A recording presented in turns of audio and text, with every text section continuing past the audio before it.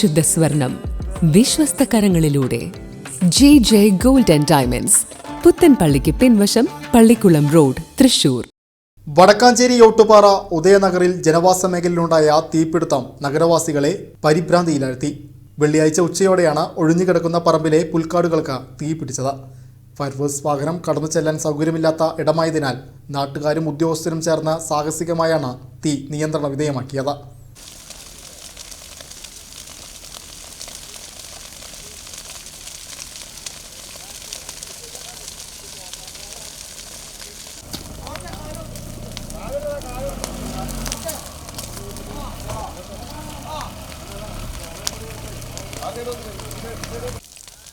വെള്ളമൊഴിക്കണ്ടല്ലോ,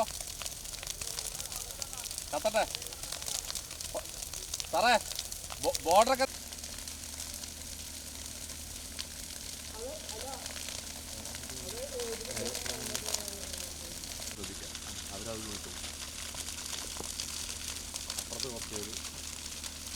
ഉദയനഗറിൽ സ്വകാര്യ വ്യക്തിയുടെ ഒഴിഞ്ഞുകിടക്കുന്ന ഒരേക്കറിലധികം വരുന്ന ഭൂമിയിലെ പുൽക്കാടുകൾക്കാണ് തീപിടിച്ചത്.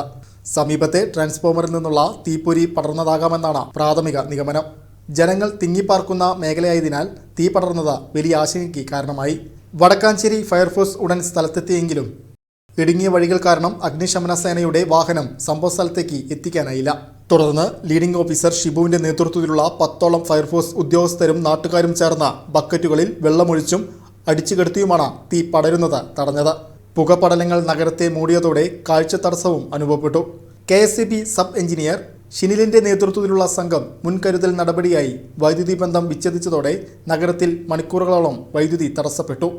വേനൽക്കാലത്ത് തീപിടുത്തവും മഴക്കാലത്ത് വെള്ളപ്പൊക്കവും പതിവായ ഈ പ്രദേശത്തെ പ്രശ്നങ്ങൾക്ക് അധികൃതർ ശാശ്വത പരിഹാരം കാണുന്നില്ലെന്ന് നാട്ടുകാരനായ വർഗീസ് കുറ്റപ്പെടുത്തി. അവരുള്ളപ്പോൾ ഇതുവരെ വെള്ളപ്പൊക്ക സമയത്ത് അവരെ കൊണ്ടുവന്നു. അവരിതെല്ലാം കാണിച്ച് ഞങ്ങളോട് നടന്ന് കാണിച്ചു കൊടുത്തു. അപ്പോൾ അത് കഴിഞ്ഞിട്ട് ഇപ്പോൾ 6 കൊല്ലം 7 കൊല്ലമായി. അവർ നേരിട്ട് വന്ന് കണ്ടാണ് ഇവിടുത്തെ മുനിസിപ്പാലിറ്റി ചെയർപേഴ്സൺ. എന്നിട്ടും കാര്യം നടന്നിട്ടില്ല. ഇപ്പോൾ കഴിഞ്ഞ 30 കൊല്ലമായിട്ടുള്ള ഒരു പ്രശ്നമാണ് തീപിടുത്തം. കഴിഞ്ഞ 20 കൊല്ലമായിട്ടുള്ള പ്രശ്നമാണ് വെള്ളപ്പൊക്കം. ഈ പറമ്പുള്ളത് കൊണ്ട് ഈ പറമ്പിൽ നിന്ന് വെള്ളം പുറത്ത് പോകാൻ 4 JCB ഉപയോഗിച്ചാൽ ഒരു ദിവസം പണി കൊണ്ട് കംപ്ലീറ്റ് മലമ്പുഴ ഇവിടുത്തെ മനുഷ്യനിർമ്മിത വെള്ളപ്പൊക്കം ഇല്ലാതെയാവും. സെക്കൻഡ് സ്റ്റേറ്റ് ഫസ്റ്റ് സ്റ്റേറ്റ് ഉണ്ടാകുന്ന മനുഷ്യനിർമ്മിത വെള്ളപ്പൊക്കമാണ്. PWD ചാലുണ്ടാക്കിയിട്ടുണ്ട് റോട്ടിൽ. ആ ചാലിലേക്ക് വെള്ളം പോകാനുള്ള മാർഗ്ഗമില്ല. ഫസ്റ്റ് സെക്കൻഡ് വളരെ പറമ്പാണ്.